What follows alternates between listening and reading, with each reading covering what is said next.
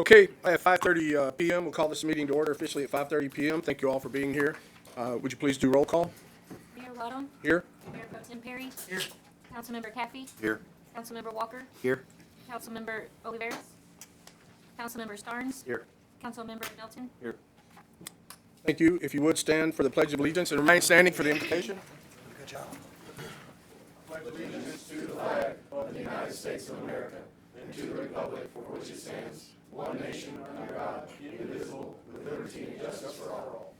Councilmember Melton. One of the goals that we had when we began the invocation a year and a half ago was to believe that we need to start our meetings on a positive note with a positive and good message that we hope carries over. And the second part of that, the other goal, has been that I've tried to make it a time where we introduce the community to people and people to the community. And so we've had students from the Rockdale ISD, we've had newcomers, we've had old-timers, we've had musicians. And tonight, again, we are blessed. For those of you who like to read the printed word, we're not necessarily asking anybody to sing along. But if you're from Rockdale and Milam County and you know the music scene, you know Lee Sparky Thomason. He leads the community and band, community and concert band. If you ever have been to First Presbyterian, you've heard him there.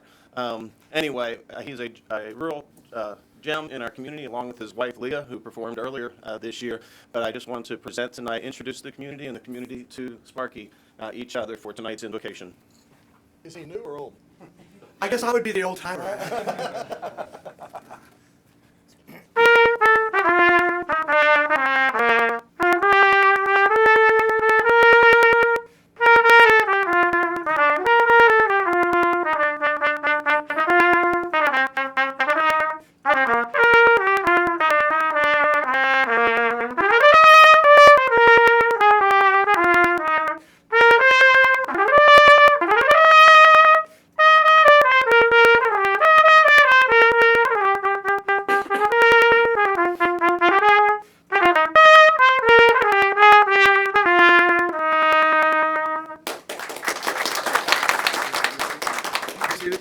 Thank you, Sparky. Appreciate that, buddy. Before we move to citizens' communications, I want to give our city manager, Timothy Kelty, the opportunity to introduce our newly hired HR manager. Yes, so Tiffany McCarver started on Monday as our new HR payroll manager, and she's been doing a wonderful job. But I did want to give council the opportunity to meet her. If you want to stand up, Tiffany. Welcome aboard. Welcome, Tiffany. We'll move down to item 4 on the agenda, citizens' communications. Is there anyone signed up? Okay.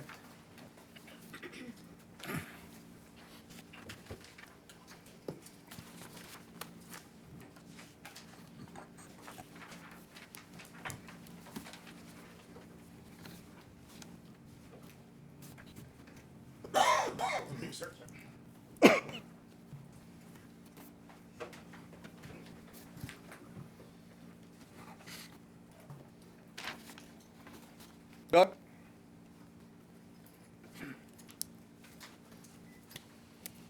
Mayor, council, manager, staff. My name's Doug Williams. I live on the west side of Rockdale.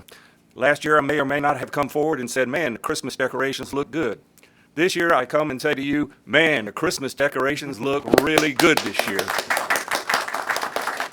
Our long-awaited accent lights, lamps went in, and they look good, but with the snowflakes attached to them, downtown Rockdale can make you proud to drive through on a trip down the highway. To all those that put in the work, the money, thank you. Merry Christmas. Tina, is it Schnetzler? Yes, ma'am. It's in regards to an outbuilding I paid for to be put on my land. And I live at 202 Ferguson. It's a tiny house, 500 square feet. Been there 8 years. And I bought the lot next to me, and I went and purchased a storage building. And because the one that's on there, it's tiny and it's moldy, and I have to tear it down. And I went to Cameron and purchased an outbuilding. And then today when I called to find out about how far off the property line, because I get permits for everything. I did awnings. They told me I had to paint it black, or I do everything that I'm supposed to do. So he informed me, you have to get a permit, and I said yes, I knew I did. But then he proceeded to tell me that I can't put the building there because it has to have the same pitch as my house. And when I called the lady and was talking to her, she's like, I sell buildings it's a portable building. It's not a permanent structure. She said she sells them to Rockdale all the time. They're coming into this town. She's never heard anything about this, about pitch lines of meeting your house. And I plan on painting it the color of my house. I take pride in my home. And I bought the lot next door, so it's not like going to be gaudy or anything. I have pictures I could show. And this gentleman just told me I had to come in front of you guys to find out. She told me somebody's having a garage delivered tomorrow. So they don't know about no pitch line, but, I try to do the right thing and get permits all the time. And I'm getting hit with, I have to have a pitch line of my house. It's an outbuilding. It's a storage building. I plan on storing things in it. Does that make sense? So I don't know. I'm just here asking what the problem is. So unfortunately, council's not allowed to address your concerns during the citizens' communications point. So what I would ask you to do and urge you to do is to get your item put on the regular agenda for the next council meeting so those concerns can be answered. Actually, Mayor, I think this would go to the planning commission before it would come to council. So Okay. it would go to, I think, is this a variance? It's not on the agenda as a variance. I mean, would it be a variance? It shouldn't be. I mean, it would be a code amendment if they want to write one. Okay, yeah, so if we were going to amend the code to allow for that, then that would go to planning commission before it came to council. But we can definitely move it Did you, forward. go ahead, sorry. So the process would be go to planning and zoning, and they will bring it to Ben and the city manager, and then if they can't get something worked out, then it will come to Okay, us. so what do I do? Do I fill out Yeah, just paperwork? If you could give me a call tomorrow morning And here at City Hall, you can give, Tim Kelty is my name, the city okay, manager. just call you tomorrow morning. Yes, what's your name? Tina Snetzler, Tina, what's your address again? 202 Ferguson. And I appreciate it. Yes, I ma'am. I don't have the money to build a house next door. So just ask for you. Yes, please. Kelty, K-E-L-T-Y. Thank you, folks. Thank you, ma'am. Take care, Ms. Stetson. Thank you. It's pretty, isn't it? Yes, thank you. So we have Veronica. You wanted to speak on an agenda item, two agenda items. Did you want to wait till that agenda item, or did you want to speak now? If it's okay with the council, I will speak now. It is acceptable. Yes, ma'am. Thank you. My name is Veronica Pata. I'm a grant administrator for one of the city's Texas Department of Agriculture grants. It is a sidewalk construction grant that was awarded to the city last year. And part of the compliance with that grant is that when we go to bid, which we're currently in the bidding phase, that means that it has been advertised twice, November 20th and November 27th. 2024, and bid opening date is December 17th, is that we let the community know about a HUD policy called Section 3. And so my only purpose here today is to ensure that we comply with that policy, that I talk to you about Section 3, and then answer any questions you may have regarding Section 3. I work for KSBR LLC. Thank you so much for allowing me to be here today. It's going to be a quick presentation. You can go ahead, Shanna. So the city received as I said, a downtown revitalization program grant. This grant allows the city to renovate, construct its sidewalks. We were awarded, or the city was awarded $500,000, and the Rockdale Municipal Development District gave a match of $75,000. So the project in total is $575,000. The project, again, is the construction of concrete sidewalks and related improvements. I believe there's also talk of conduits along the sidewalks. But along south side of Bell Avenue, and there is going to be a map for you to view, from Burleson Street to Main Street, on both sides of Bell Avenue from Main Street to Ackerman, and then the south side of Bell from Ackerman to the mid-block prior to Green, and the north side of Malam Avenue from Main Street to Green Street. And so if you're from here, you know, but there's a picture soon to show you about the area. This grant, as I mentioned, is a community development block grant. It is being funded through the Department of Housing and Urban Development, HUD, and the Texas Department of Agriculture, which you may hear me call them TDA throughout the presentation.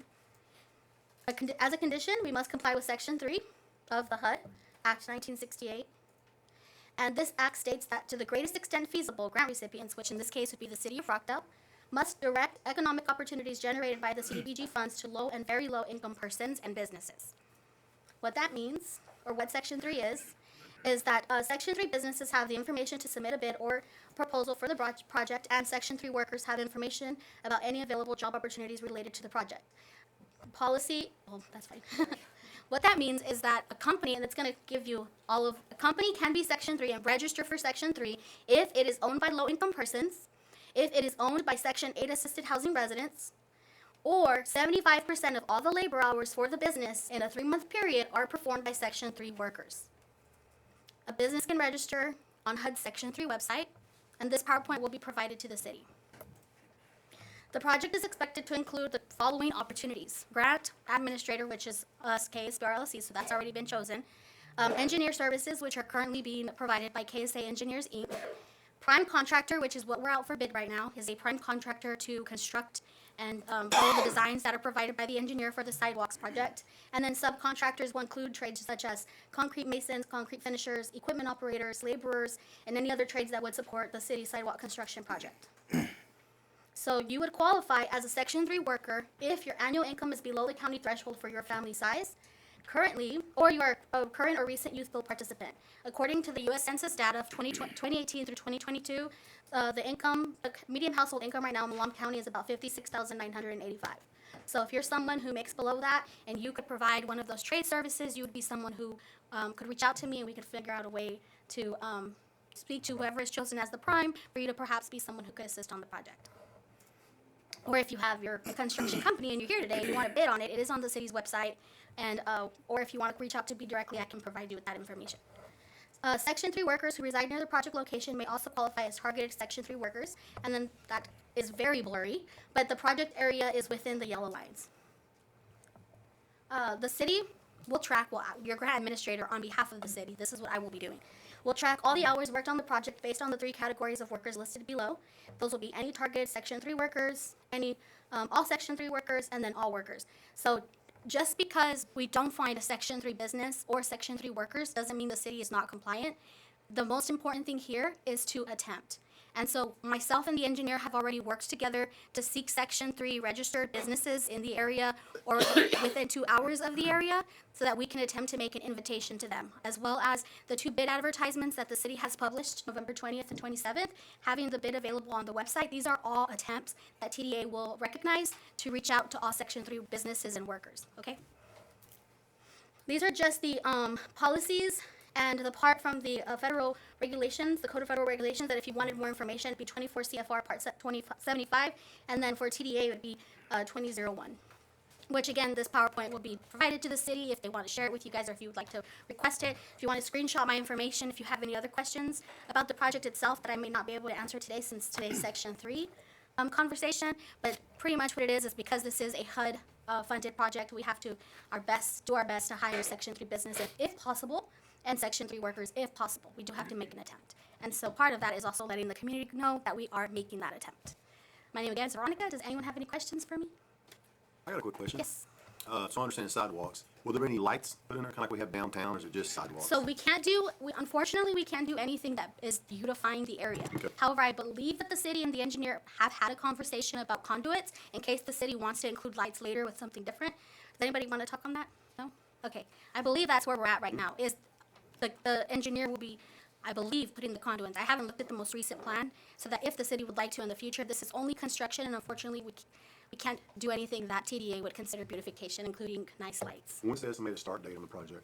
So we're going out to bid, we're already out to bid. Bid opening date is December 17th. We anticipate that the award will be awarded in January due to the holidays, potentially February is when we would start.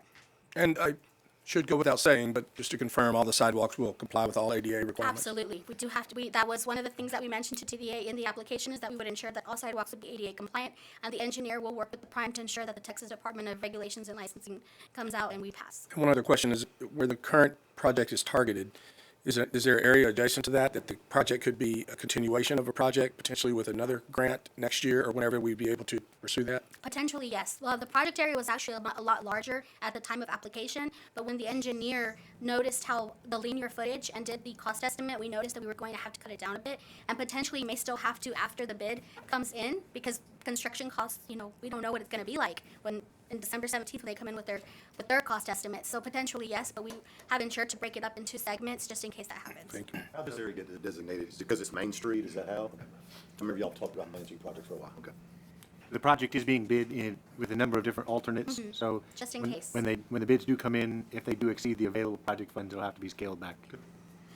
In your experience with these kind of projects, do the workers tend to be ones who are commuting back and forth daily, or are there any heads and beds expectations that there will be people staying overnight? I anticipate that they would probably be traveling unless there's someone within the area. But you don't think there would be anyone that would travel, I think to clarify his question, if I may. To stay Councilman, semi-permanently? spend the night in hotels here during their working time. when they're Most working. likely, if they're out of the area, then yes. I just don't know who has shown any interest yet. But yes, I anticipate that they would at least want the person on site, the superintendent, to be someone who is available. Once the project is awarded, how will local people know where to look or see the advertisement for jobs that they might qualify for? Once the prime contractor is decided, I'm going to work with them to ask them what kind of sub-trades they would be wanting, and then do a search myself, but I can include that list to the city, and maybe we can post it on the city's website or put it up outside where you usually put your notices on the door, and that way more folks would be aware. But I work with the prime contractor to ensure we are doing our best to reach out to them. Any other questions for Veronica? Council? Do the drawings currently show the conduits? The conduit that needs to be there for future lighting, is it currently shown, or do we need to incorporate that? I'm not certain. I would have to speak with the engineer, but I'm happy to follow up to see if that was something they had decided to include. It needs to be there one way or another. Encore specifications, please.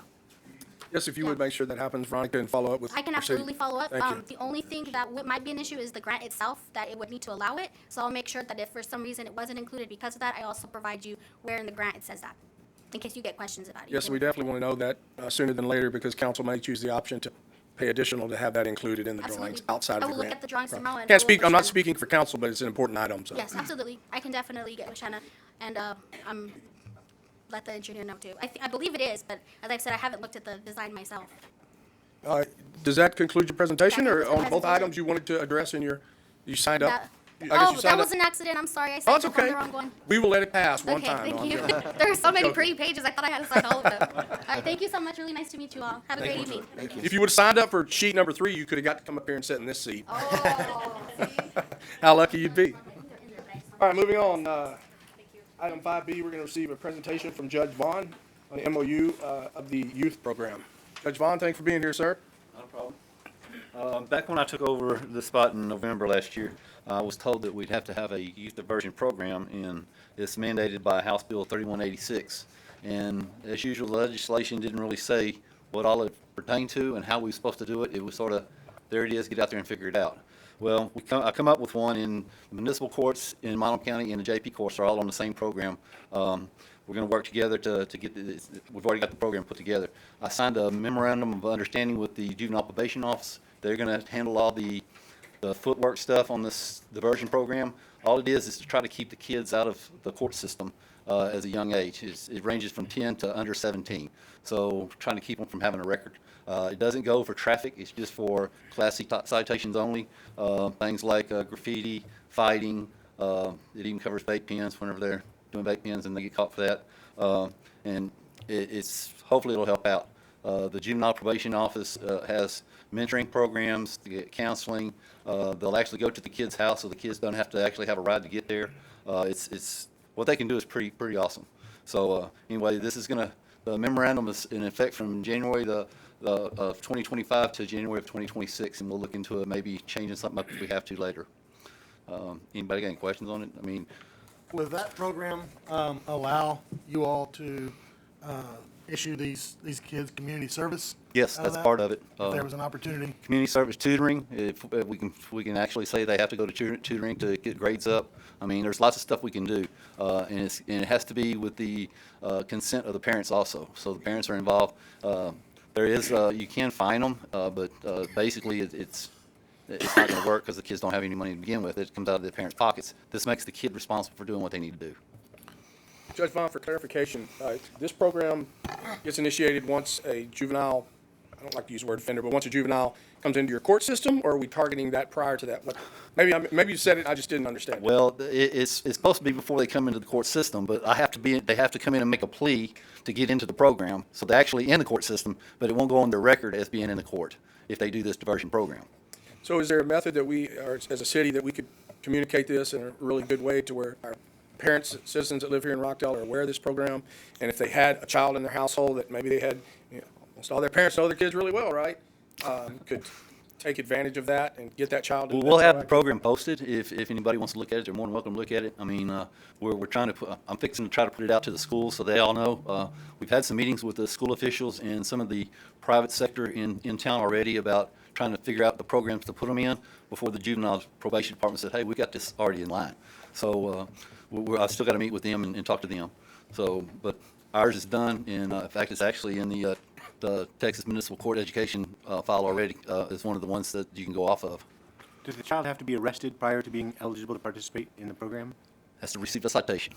I'm sorry? Has to receive a citation. It's a fine-only offense, and it doesn't include traffic. Right. And you said it's Class C misdemeanors only, so Class B or higher doesn't? That doesn't count. Okay. And that's probably where some of them need to help at. But That was my comment. Thank you. I like this program, and thank you for investing in this with us. all right. Any other questions? Thanks, Judge Vaughn. Appreciate your hard All work. right. Judge? Moving on to item 6 on the agenda, it's our consent agenda. Council, you have the consent agenda in your packets. Are there any questions or comments regarding the consent agenda? Being none, I'll entertain action on the consent agenda as it's written. I'll make a motion that we approve the consent agenda as read. I'll second that. A motion and a second on the floor. Is there any discussion? Being none, we'll vote. All in favor of said motion, raise your right hand. Motion passes. Moving on to item 7 is a workshop to discuss hot fund guidelines and procedures. Tim? Yes, so in the past, the city of Rockdale has approved the expenditure of hot funds for organizations throughout the city which have applied for those funds to support their events, that as long as they meet the state requirements for hot funds. But those allocations haven't necessarily been consistent from one event to another, from one applicant to the other. Council has asked that this workshop be held to talk about the guidelines that need to be established and give directions and recommendations to staff. So when we make a recommendation regarding the awarding of hot funds, that we have something to base that on. Some of those considerations could be the attendance the event is expected, or the minimum number of hotel nights that are being expected, total event budget or event marketing as determined factors, amount and the amount granted by the city. Another item might be what kind of information you all want to see from them specifically in a follow-up to their event. This is the first city that I've been in that has awarded hot funds in this way, and I think that it has a very positive potential to benefit the community by making some of these events more available. Many of the events, some of the sponsors of the event are nonprofits that have limited budgets to begin with. Some of them are for-profit businesses that are hosting a really positive event for the community that can attract a large number of people. So it's really important for me to be able, when I receive these applications, that I have something to base my recommendation on. Right now, I have an application pending that'll be before you in January for a music festival. The same gentleman that did the music festival last year. So, Well, Go ahead. I think they're great. I think they've done more good than bad. I think they've really helped a lot of events out. I think we've wrestled some issues down, how people apply for them. I do think we need to get stricter on guidelines about what they have to do to get them. Number one, they have to come to city council. I don't care who it is. If somebody's asking the city to give them some money, somebody needs to show up to answer questions, and that hasn't really, it's gotten better, but it's still not 100%. so for the request, That's just my opinion. Now, there's the rest of the city council. I'm just giving my opinion. I think if I was going to go ask for funds, I just wouldn't drop off a form and go, well, how much money did I get, the next meeting? I don't care what organization it is. If they don't have the time to come and answer questions, they don't get them. It's that simple. The staff, if y'all would give us a history of the funds, like if we gave them to them last year, with our packet, go, this is so-and-so coming in, and last year we gave them $4,000. To have a little history on what we've done with them in the past. Check the dates of when their event's going to be. There's one came to their day, and it was on the night of the Rockdale football game. And I think, and it's not to say anything bad, I just think we need to be more aware maybe of what's going on in our community to kind of say, okay, guys, y'all do realize that that event's going to be on this night. Is there any other night that could be more beneficial to y'all before we give money? That's just, once again, one little things. Check the dates. Is there some conflicting event going on at that time as well? one of the things in regard to the hot funds that we're targeting with those funds, trying to attract folks from further than 50 miles away. True. So an event like that is really attracting local people wouldn't necessarily be conflicting with what that event is trying to accomplish. They're still going to be. But they need both to be as well successful. as Rockdale is. Absolutely, you need to have both. Yeah. Just two more items. After the event's over with, come back and give us a report. Once again, somebody needs to come back and give us some type of information and answer questions. We want to know the good and the bad. We can learn off of it. And I'm just throwing this out there. I have on here, my notes are, they check all the boxes, they get their money. I'm not saying they don't get their money until after the event. I know there's costs you have to start an event. I don't know if you give them a little bit to start out and they come back and then they show what they did and you say, okay, here's your other money. I don't know if that's feasible. I don't know if that's legal. I don't know if that's too hard on them. I don't know. That's just my thoughts. But my big one is showing up and answering questions about what you want to do. That's to me, if you can't do that, you're not getting any money. I like seeing all the paper and the application and knowing more. I think that one area that we need to clean up, and I've thought about this for a while, is having worked in a couple of hotels here in town, is that we don't have a document or a form that is signed off on by someone at these hotels that says yes. Because outside of Ms. Ratliff and our folks at Rainbow Courts, I don't know if I have the confidence in the other places. And so if we give them a form that they're going to have to complete, it would be very brief, not burdensome or cumbersome, but something that would say, rather than just having someone get behind a microphone and tell us that they, did X, Y, Z, and sometimes you just know that wasn't true. That didn't happen. I would like to even have a form that they give to the participants to turn into the hotel when they register, potentially. Yeah, I would like to, I think there should be, if you're gonna expect this of people, we need to have a packet. Yes. That we hand to them and say, here's the packet, here's the procedure. expectations. In that, if you're gonna have something like that, if you're having the Dave Milton Art Festival, it would be Dave Milton's job to take his forms to each of those hotels and then to go back and collect them and bring them back to us and say, I didn't have any that showed up, I had a bunch that showed up, whatever it is, good, bad, or ugly, you have to bring that back to us. I would also like to see, if Dave Milton asked for $5,000 for his event and staff agrees with that, I think there should be, to what Brad said, some kind of step in there that we're going to give you, if it's $5,000, we're going to give you $3,000 on the front end. And whether your event's successful or not, it happens. Sometimes it works, sometimes it doesn't, and you learn from that. But you don't get the balance of that until you come back and give us the good, bad, or ugly. It's not, that balance isn't dependent on the success of the event, but it is dependent on you coming back and following up the way you're supposed to. Those are the two things that I think, one, will hold people accountable if they want the rest of that money. And if you don't do that, don't bother coming back next year for the first half again. If you didn't complete the process the first time around, you're done, as far as I'm concerned.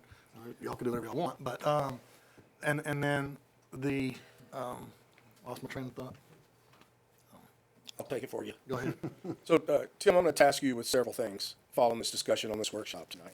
Number one, I'm going to task you and your staff to develop a standard operating procedure for the requesting and distribution of hot funds.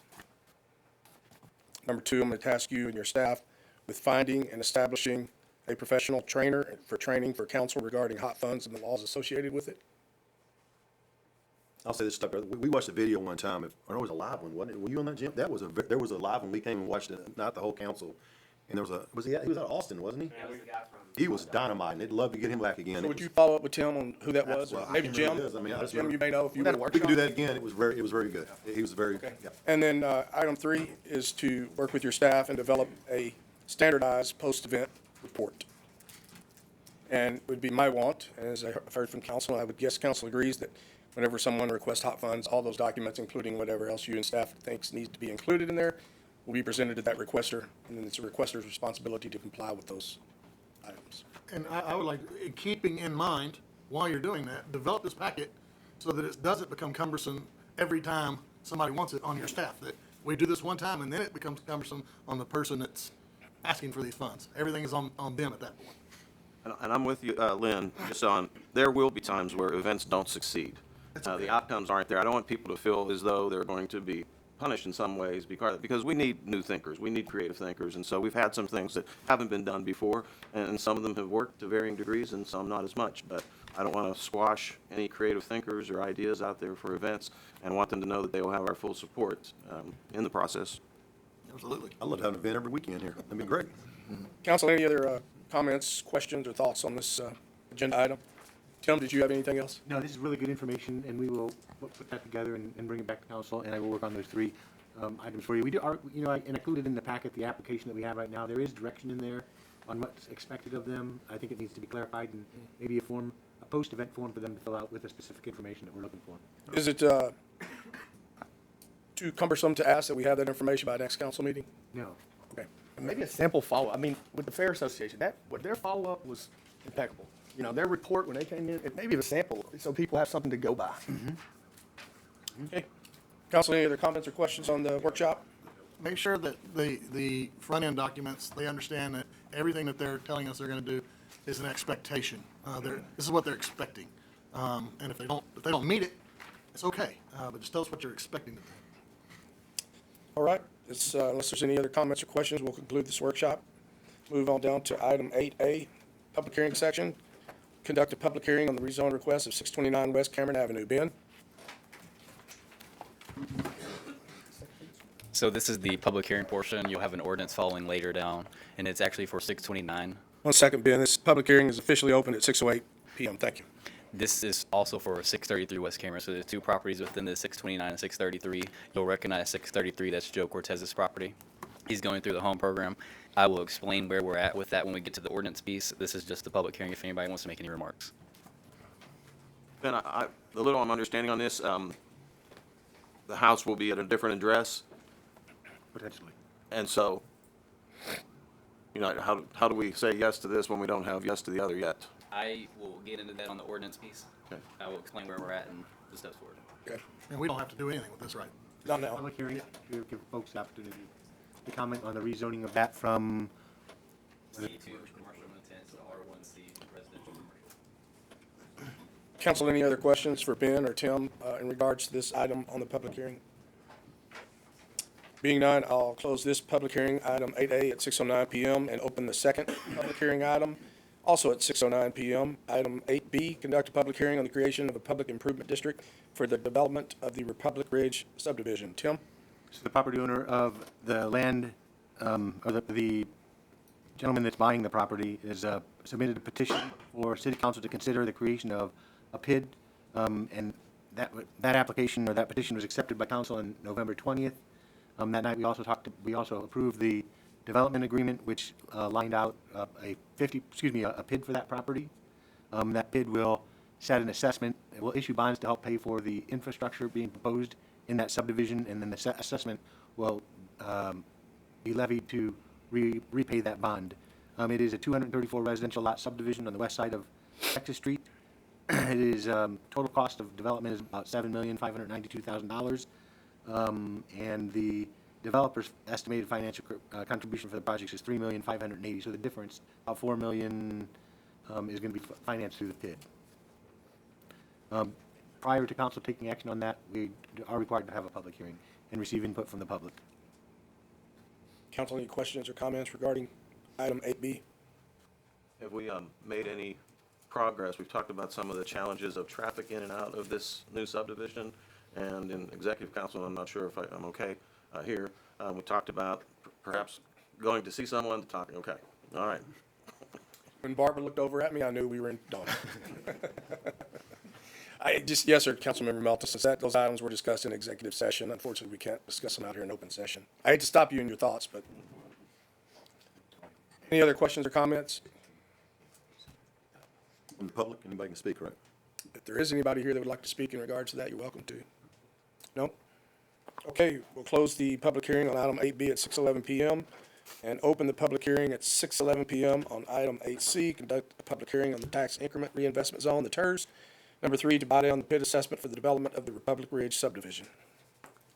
So for this public hearing, for the public's awareness, we're also looking at instituting a tax increment reinvestment zone for that subdivision. That tax increment reinvestment zone would allow those revenues generated by the TERS to buy down the assessment. They're limited to a tax stack of 302, and so to make it competitive, they actually will be able to buy that down with TERS revenue. So one of the things I was hoping to do is to have the county participate with the TERS with us. I met with them this morning. They put off a decision until next week, but I'm not encouraged that they will actually participate with us. So this TERS would be where it's at with the 50%. Tim, just for council's clarification, I know there's an agenda item down on the agenda regarding that with the county. And I think in our discussion prior to council meeting starting this evening, you had a recommendation, you said from who, that we go ahead and Andrea consider Barnes, passing that in case the county does decide to yes. join us in this. Andrea Barnes is here from P3. She's our consultant that helped put together the preliminary plan for the TERS. That's in your packet when we get to that agenda item on the ordinance for the TERS. And we'll go into a little bit more detail of that with that. Okay. But yes, we are recommending when we get to that item that we do go ahead and approve that in case the county does, in fact, do that, so we don't have to call a special meeting before the end of the year to approve that agreement. And then if they don't, then it goes unexecuted. It becomes unfully executed. We can rescind it later on if we want to, or I think it would just die because it was Lack of action. lack of action by the county. Fair enough. Thank you, Tim. Council, any questions regarding public hearing on item 8C or comments? General public, any questions or comments regarding that item? Being none, we'll close the public hearing at 6:14 PM on item 8C and open the last public hearing, agenda item 8D, officially at 6:14 PM. Conduct a public hearing on budget amendment number 1 to the 2023-2024 annual budget. Tim? Yes, so I'm sure you thought we were done with the 23-24 budget, but one of the things that I've always done is that at the end of the year, after the end of the fiscal year, we need to amend the budget so it actually is accurately reflects expenditures by the city. According to the city charter, Prior to considering an ordinance to amend the budget, council must have a public hearing on the budget, and then it can be adopted by a majority of vote. It's important to understand that financial operations of the city are controlled by the annual budget approved by city council. Prior to the expenditure of any funds by the city, they need to be properly appropriated by the city council via the budget. The budget adopted by the council is based on both estimated revenue and estimated expenses for the upcoming year, and every year there will be at least a couple of budget amendments normally. Closing out the fiscal year, we would normally need to true up the individual funds that exceed the original estimated budget otherwise, and then other large budgeted expenditures throughout the year, I might bring to you a budget amendment, like a grant that might be awarded, or some major issue that we deal with that was unexpected, that we need to budget money for. And then the second budget amendment that I mentioned earlier will be also shortly after that year-end budget amendment. It will be to amend the budget that we just adopted back in September to carry into it any unfinished projects in last year's budget that are under contract and appropriated in last year's budget. We have to move that into this year's budget to be able to expend those funds. One of the issues, or one of the challenges that Roxanne and I have been facing is that in the past here in Rockdale, we've never done budget amendments. And so it was just kind of, as long as the bottom line was okay, the bottom line was okay. I'm not necessarily comfortable with that, and I've talked to PBW, and she thinks that we really need to start doing this way. But one of the issues that we have is that there's a number of funds that were not budgeted at all in the 23-24 budget. When you approve the 23-24 budget, as an example, there were no hot funds budgeted. So we've been spending hot funds without any kind of appropriation by council. This will actually fix that as a house cleaning item. Grant funds that we've received have not been budgeted, and among some other things. So this is just a public hearing prior to going into more detail when we get to that ordinance. Thank you, Tim. Council, any questions or comments regarding? We have had budget amendments throughout the years. We don't have anything truing it up at the end of the year. Like the housekeeping at the end of the year has not happened. We have had budget amendments through the year as we move from one fund to another. Council, any other questions or comments? Being none, I will close this public hearing at 6:18 p.m. Move on to agenda item 9, ordinances. Agenda item 9A, consider to take any necessary action on the first reading of an ordinance amending the zoning for 629 West Cameron Avenue. Hello, Ben. Me again. So 629 and 633 West Cameron, as said in the public hearing, is currently zoned as commercial intents. They are proposing to go to an R1C, which is a residential commercial. You can imagine a home occupation type of use, or you can actually have the use outside in another building as a small commercial, meaning no more than 2 employees, and also live on the property, such as like a mixed use node. The reason we're moving forward with this, to Councilmember Melton's question, is we're potentially looking at a lot swap with Mr. Cortez to get him off the highway since he's having to back out and it's a safety issue. We're looking at a lot on Pine. It looks like it's going to go ahead and move forward that way, but in case it does not, this is the backup item, so that way we can rezone the property, the home can be built, and we can move forward, because we have a deadline in March to move forward with the grant funds that have been appropriated by the home program to build this home. And so this is a backup item. Now, this is an ordinance, so it has to be approved twice, so it's safe to say yes to this one time. We will know in January if that's going to actually move forward or not. If it is moving forward, we do not have to take action on this. You can vote it down on the next meeting so it does not change their zoning. In case it falls through and we have to stay on this lot, then we'll be ready for second reading, so that way we can get a home built in time. Why is it 629 and why not the other homes on the other side of Cortez? So 629 and 633 were the only ones that said yes. The other one that's next to Cortez going west was actually bought by the storage owners that are south, and they want to keep that property as a commercial intents. And so we brought in the property on the corner with Joe Cortez to avoid an issue of spot zoning. Council, any other questions for Ben? If this doesn't go through in a timely manner and we do end up having to go to the second reading, and then the rest of our plan to move Mr. Cortez over to Pine Street does go through, we can always undo this, correct? You can always go through another zone change and change that zoning if you like. And you believe, I thought I heard you say that you believe that we will know the outcome of yes or no on Pine Street prior to the second reading of this, if the first reading is passed. Is that correct? Yes, we met with them maybe 2 weeks ago, and we were under the strong assumption that we'll know by the end of December. We'll have a good You have a idea. recommendation on this, Ben? Recommendations to approve the first reading. We'll see how that lot swap goes, and then I'll be back in January for the official, if we're going to move forward this route, or if we can rescind this.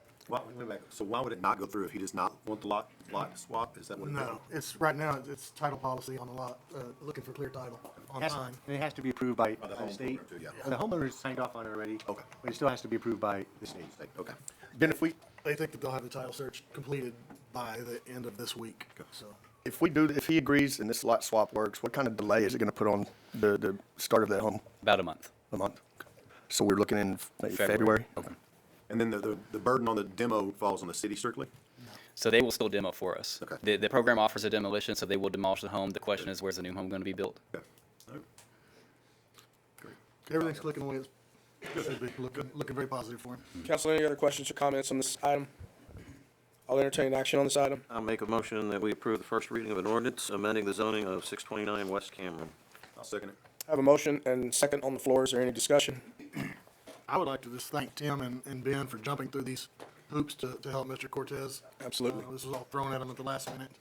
I'd like to thank Councilman, Mayor Pro Tem Perry for the idea and pushing that, and also Councilman Starnes for pushing this project as well. Good go, guys. Great job. Any other discussion?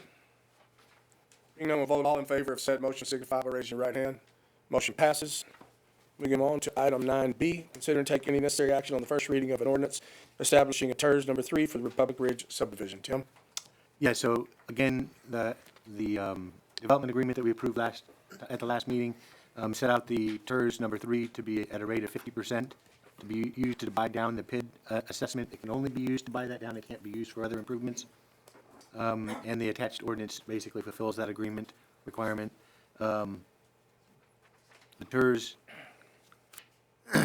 developers working to develop a 234 lot subdivision, a mix of 30 and 40 foot lots, all utilities underground, all streets in concrete. They will be developing a park and with playground amenities, also doing off-site improvements, including about $500,000 in sewer improvements, as well as milling and repaving Belton from Texas Street to Green. Green, I believe, is what we discussed. Yes, sir. So I think this is a win for the city and a win for the developer, and a win for the county too, if we can convince them to participate.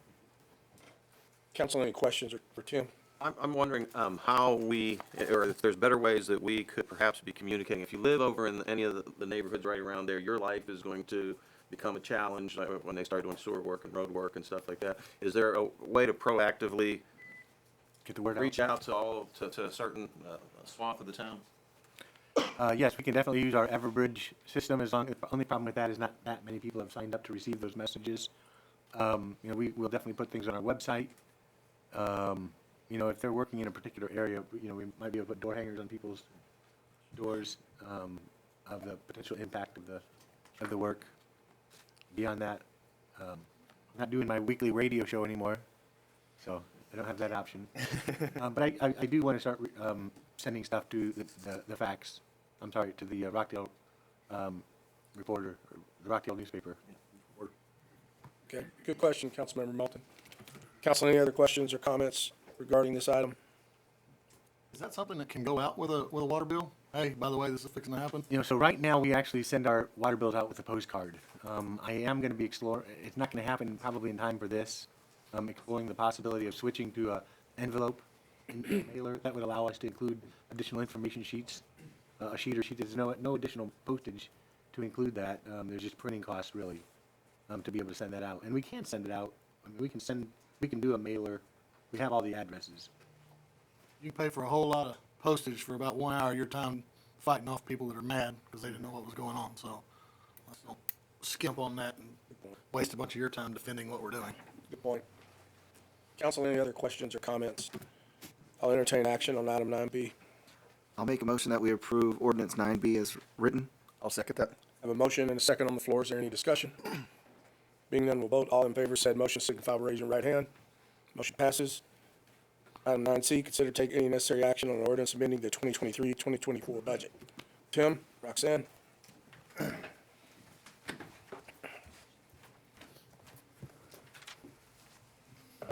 So Roxanne asked me to stand up here as we go through this. I had been told that we rarely did budget amendments, and so that this is a new process.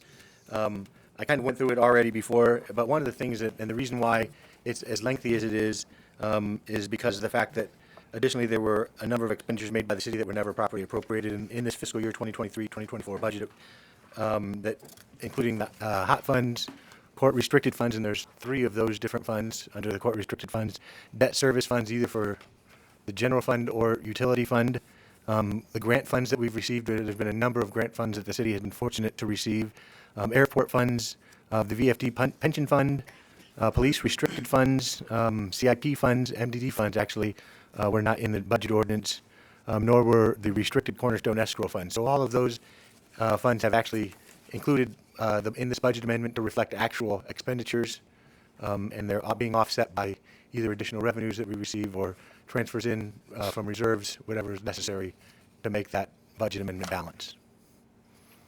So in the general fund, the city manager's salary was underfunded, partly because of the fact that for a couple months we carried 2 city manager salaries. In the court, the judge's salary was actually budgeted originally at part-time, and he actually worked full-time last year. In development services, there was significantly more that we paid for inspections and permit issuance to our contractor that helps us with those. Much of that was offset by revenue that was generated as a result of those additional permits, but those still had to be included. And there were some other things like the school resource officer. The school resource officer was actually was not budgeted. For this particular year, because we thought that those expenses were not going to be a part of the 23-24 year. So previous city manager did not include any funds for that first October, November period. So now with this amendment, it's going back to sync it up with the actual expenses that were not in the budget originally. From last year. Yeah. It was not in this year because of the fact that school is handling that in the current year budget. But Right. and there are a few other smaller ones, but most of these budget amendments in the general fund were offset by some funds that had excess funds, had surplus funds, like the police department. Because of the vacancies that they had in the police department, there were funds available there that we could use to offset the additional revenues elsewhere. In water and sewer, you go ahead and cover water and sewer. Water and sewer, the same type of things were going on. We had the overtime budget for water and sewer. There were several, or the water and wastewater, the overtime was over what we had budgeted. But we also, in the water and sewer revenue, those budgets came in over budgeted as well. They came in high, so they were able to cover some of the shortfalls in the expenditures. So the revenues for water and sewer were estimated conservatively, so because they exceeded the estimates, that money could offset some of the expenditure estimates. One of the other big things I want you to take note is we had in the budget last year an annual transfer to general fund that we ended up not having to do at all or just partially, and so that was created a significant amount of savings as well. Right. So there was no need for a transfer from reserves to cover the shortfalls in the expenditures this year, so. So as you cleaned up the end of this year, is there anything that you see that's going to have a rollover effect into the next year? Or are there any lessons learned that might need us to already be making amendments to next year's budget? So next month we will actually be bringing an amendment to the current year's budget. Things like grant funds will need to be budgeted, CIP funds will need to be budgeted. We made, at the time of the budget adoption, I did catch some of them, and so we did include things like the hot funds and debt service and things like that were missed the previous year. But there were some of and the court restricted funds. But there were some funds, I think the police has a couple of restricted funds that still need to be budgeted. And then when we do that, we'll also move into the current year's budget, the grant funds that we've been awarded that are in process. And we have a number of them. So, and as we go into the next year's budget, it will look significantly different, and there won't be the need to do this extensive of budget amendments in the future. Is the gentleman that comes every year and gives us this nice book that says everything looks good, you're following all the rules that you're supposed to, should he not be making recommendations that this is good housekeeping for I can look at a business financials and understand municipality is totally different. My expectation from him is that's what he does all day, every day. I'm not sure why. He's our auditor. He's yes. our auditor, and I don't think He should he be plays leading. as much of a part in the budget process for the municipality, in coordinating it and presenting it and things like that. He is strictly the auditor and saying that we are putting the money where council said we were going to put it, and making sure that there's no misappropriation of the funds. So in other words, council will frequently approve a contract for a project. And when they do the audit, they're going to look at the expense of that money versus the contract that was approved by council, not necessarily the appropriation. They should look at, I would think they would look at both, but they look primarily, have been looking primarily at the contract. So. Well, thank you for doing the cleanup. And- Roxanne's been doing a great job in coming to understand what my expectations are for you all, and I think that this document reflects that. Good. I have one want, if I may ask, please. I don't want it tonight, but I would like to know why we exceeded our budget on water and wastewater, what the contributing factors were, and what we're doing to protect that. I don't need an answer tonight. You and I can talk about that Okay. offline. But when we start exceeding overtime budgets, that's a concern. I understand from some instances, there's some things we've asked for as council, and I've asked for as mayor with our police department. But I just want to be sure we're keeping the tabs on everything close enough in regards to. Okay, and I also want to let you know, I do have the authority under our charter to go ahead and make budget adjustments within the fund. So if there's one line item that is short and another line item in the same fund is over, I have the authority to move move money within the fund. I just can't move it from fund to fund. That takes council action for y'all to do that. So when I sit down with you, Mayor, to go over that, we'll look at the original budget, not the adjusted budget. Okay. So we'll see where we're actually over before we made those adjustments. Thank you, sir. Council, any other questions or comments? Thank you. Tim, Roxanne, thank y'all. That moves us to item 10 on the agenda, resolutions.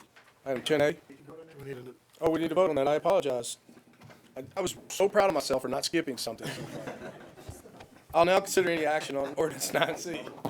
I'll make a motion that staff, that we take the recommendation of staff and council approve the ordinance for 9C.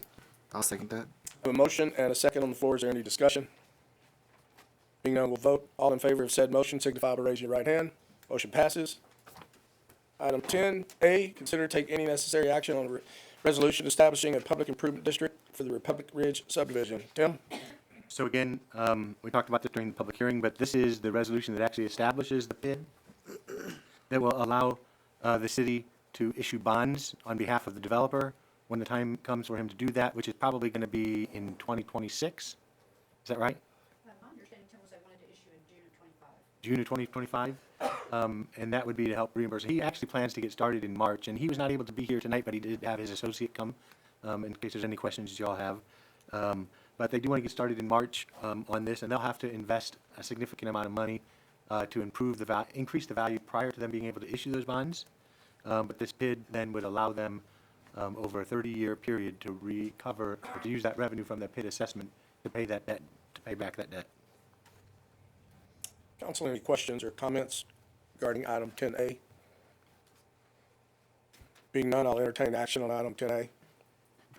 I'll make a motion to approve the resolution establishing a public improvement district for the Republic Ridge subdivision. I'll second. I have a motion and a second on the floor. Is there any discussion? All in favor of said motion signify by raising your right hand. Motion passes. Action items, item 11 on the agenda, 11A, consider and take any necessary action on participation agreement with Milam County regarding funding for TERS number 3. Tim, we discussed this some earlier, but Yes, so, we are requesting Milam County to participate with the TERS at a rate of 15%. They did not take action today, but they are going to take the action up again on the 16th. If they do elect to approve this agreement, I'm asking you to approve this tonight so we don't have to come back for a special meeting later on to approve this participation agreement with Milam County. Basically, under the terms of the agreement, they would dedicate 15% of their increment that they would collect as a result of the additional assessed value that come back to the TERS to help offset, actually bring down the city's assessment. So our payout would actually drop down to close to 40% instead of 50%. And also, they would be eligible to appoint one person to serve on a TERS board. The county would? The county would. So that'll be actually one of the actions the city council will have to take probably in January to establish a TERS board. They participate in the Cornerstone?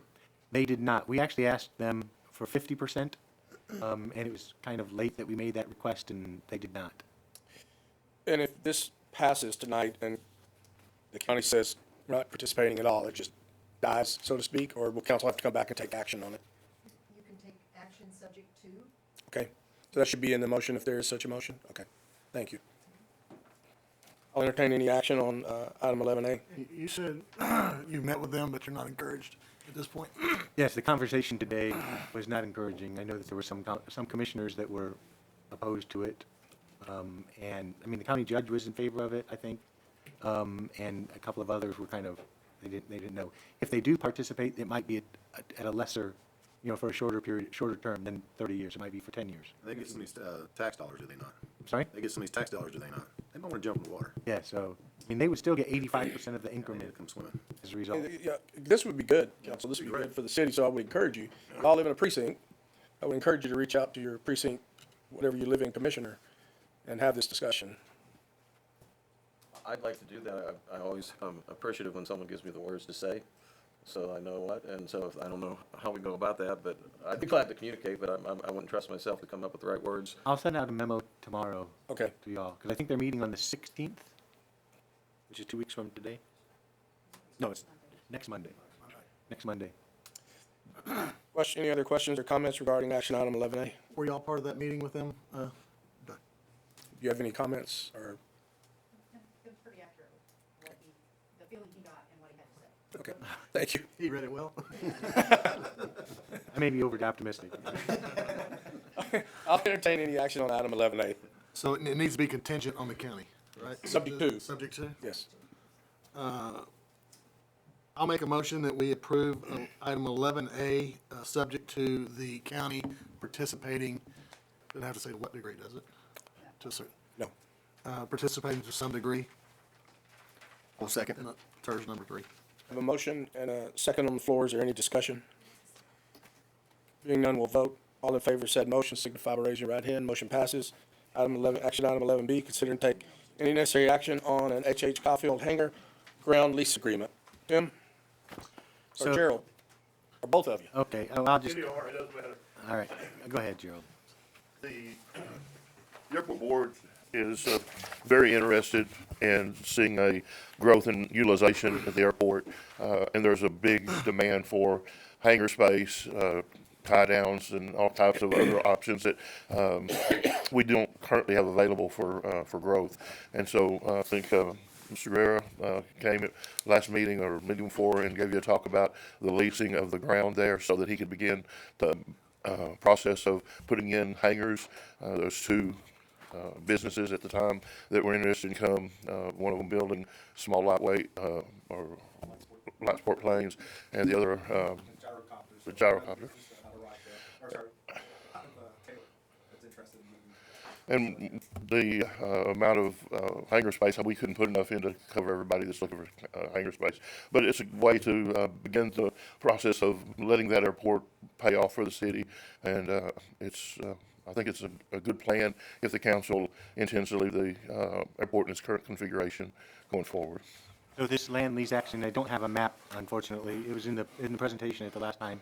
It does take up a significant amount of the land at the north end of the runway on either side, just on the one side? Just on the east side. Just on the east side for the development of these hangars. The term of the lease agreement is $3,000 escrow, and then $2,750 a year, starting in year 5, and it is for how many years?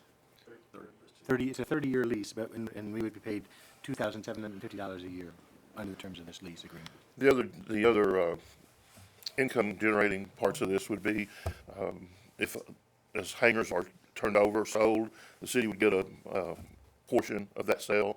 Also, Point of clarification in regards to your last comment. That would be after 30 years, though, No. correct? If they were turned over to the city after the ground lease agreement expires. no, but there would be a sales a tax on that sale, just like if you sold a home or something else. There would be a I think you're tax. confusing that with the actually airplanes that are produced, if they build airplanes? We were told by all the people that came in and talked to us that every time one of those sold, the city would get a cut of that proceeds. In other words, Another clarifying, please, for myself and council, if what was sold. Air hangar space, because they'll build it, they'll sell it to the people that are gonna have the Are they leasing it airplanes in there. or selling it? Go ahead. Yeah, so we have the option, or I have the option of either selling them or leasing them. If I'm leasing, obviously, I'm getting the lease on it, right? But if I sell it off, if somebody's interested in buying, as an example, the city gets 6% of that sale. And how does that sale work once the ground lease agreement ends in 30 years? And that tenant, so to speak, or that buyer has technically purchased that space, and that space is no longer available because of the expiration of the ground lease. I don't understand that. So if and there's multiple ways to do it. The way we've got the lease written now, is if that individual that bought that, just like me, I put my money into building these hangars. Say nobody buys them, and I own them. And if after 30 years I don't sell it off to anybody, and I don't sell it off, and I don't renegotiate with you guys, because there is a term in there to allow me to renegotiate after 30 years, then the city owns it. Well, it's 30 years plus 2 5-year options, so technically it could be 40 years. At your discretion, or ours, or either one, Barbara? Is the options on the leaseor or leasee or both? Okay. Go ahead, Lynn. I agree with you that it would be great for the city to be able to start turning revenue and reinvesting into this airport. However, I feel like there's some negotiations, some conversations being had, that if we were to do this, we would be putting the cart in front of the horse. And we need to, it's hard to know what all I can and can't say. We have a lot more to consider than just the effect of what this would do. And if we did this, it would be potentially jeopardizing or tying our hands at some other plans for that airport that are in discussion. I'll leave it at that. Let me ask this, Mr. I can say, because we were told that we can say this, that the SLR is interested in acquiring in some way the airport. Fair? Yes. They're interested in, not necessarily acquiring. Not buying, not purchasing. Yeah, they're interested. Acquiring interest in the airport. Mr. Guerrero, so is it just one building up to 55,000 square feet, the actual building? It's actually, so it's really. Because I apologize, I wasn't at that, only city council meeting I missed in 3 years, it was the one you were there, I apologize. Yeah. Paper handouts. But anyway, it's, currently I think it's 12 hangars that we've got built in there, but that's just a proposal, right? That's just an estimate as to what we think we need. The first, so the box building that's in the proposal is like 100 by 100, but the guy that wants to move from Florida, he needs 4,000 square feet. Okay. So that's not gonna work for him, right? So all the lease says is 5 acres, 55,000 square feet of hangar space. Okay, and that, well, then you need parking lot and all that. Sure, yeah, So, and the ramp and all that other stuff, that's right. And I will tell you that in our talks, we are keeping this sort of thing in mind. That's why we're not just, sure, take it SLR, we'll sell it to you. We have the public interest in mind for the longevity of Rockdale, so. And I agree with what Councilmember Perry has just recently stated. And I had a question for you also, because I think when you gave your presentation a couple months ago, you mentioned that your start time, if this all came to fruition, which I had a concern with initially, would be 2 years from the date of approval. Is that still your target? And what contributed to that change? Okay. Fair enough. That's a great answer. So, like I said, I think we'd be putting the cart in front of the horse, but we can't, I also don't want to kick the can down the road too long. Well, we got to make some things happen, so. Yes, Councilmember Perry, council has some decisions to make regarding the future use and development of the airport, and it's well said, and I appreciate that. Council, any other questions or comments? no, so we're just gonna table this right now, is that, Well, we have a couple of options. You could make a motion in a to, positive way, not saying no, yeah. you could make a motion to table this. If the item did not receive a motion at all, it would die for lack of a motion. Or you can make a motion not to approve it. Or you have 3 options. Table, dies for lack of a motion, or 3, make a motion. He can always bring it back again, I mean, I feel like lack of a motion sends the wrong message. I think the right message is to table it. I agree, and I'm not proposing that. I'm just giving information for your 3 in options. talks or talk later, I mean, yeah, so. They have to come back at a certain, under a certain time period. You can make the terms yourself. And if you want I'll make a motion that we table item 11B until further exploration with SLR and the development of that airport can be done. I'll second that. I have a motion and a second on the floor. Is there any discussion? I've got a question. So Yes, sir. What are my options, right? So say you guys sit on it for 2 months, 6 months, and I get tired of waiting, I'm gonna spend my money somewhere else. Do I have to inform you guys? I'd have to ask council to answer that question. Barbara? There's nothing binding with us right now. Okay. I mean, So you guys I can think- come to me I next think- month and say, let's move forward, and I'm not interested anymore. Yeah, that's a risk we're taking. Yeah. Good. And it could be that, you know, I think we would like to continue to have interaction during this time, but there's nothing binding on your part. Is the way I would do this. Any other questions or comments? I'll entertain so we have a motion and a second? You have a second? Yeah, I second Got a it. second? Okay. I'll entertain a vote on said motion. All in favor signify by raising your right hand. Motion passes. Item 11B is tabled. And thank you for coming, like I said, yes, we just have some other things we have to work out first, so. At least would look very ugly at this point. Have all these caveats in there, at this point, so. Item 11C, action item 11C, consider and take any necessary action to amend the amount charged to the Rockdale MDD for bookkeeping and accounting services. No wonder Jim bought us these little candy packets. All right, Jimbo, you up? Jim? So in September 2019, City of Rockdale entered into an agreement with Rockdale MDD for the city to provide financial administration of the MUD and processing of their payroll. I think the original amount agreed to was $1,500 a year. Earlier this year, we negotiated with them to increase that to $5,000 a year, and that was appropriated in the MDD budget. And so staff is recommending that we authorize us to amend the agreement to allow for that new amount so they can be billed properly. And the MDD will also be taking this up at their next meeting as well. Jump. Yeah, so that original amount was 2,500, not 15. 2,500, Yes, sorry. yes. So we do want to clarify that. So I remember having a conversation with Roxanne months ago about this topic, and we both agreed that 2,500 is not enough, especially whenever you count the other costs of Roxanne's time and the other time that's involved with the city, and then the Enco software costs. So whenever you start to allocate all that stuff, that $5,000 is more of a true cost than the 2,500. So we're okay with that. Okay, Yes. thank you. Yeah. Council, any questions or comments? We can get 10 out of them? Hey, y'all got a presentation from a grant about you're getting $500,000 in sidewalks, and we're paying $75,000. So Jim, you just seemed too eager when you got up there and spoke. And I saw Councilman Perry pull an ace out of his card. Empty mouth don't get fed. do what? I'm asking. A Fed, you got s'mores. Council, any other, Yeah, that's. any other questions or comments regarding action item 11C?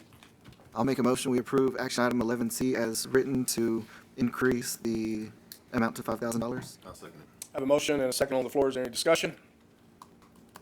We'll vote. All in favor signify by raising your right hand. Motion passes. I interpreted y'all. your hand as discussion, Brad. Thank you, and we are now going to convene into executive session officially at 6:57 session. We are now at 7:11 PM, reconvene in open session. Council, are there any motions? No action taken out of executive session. Being none, we are now adjourned at 7:11 PM.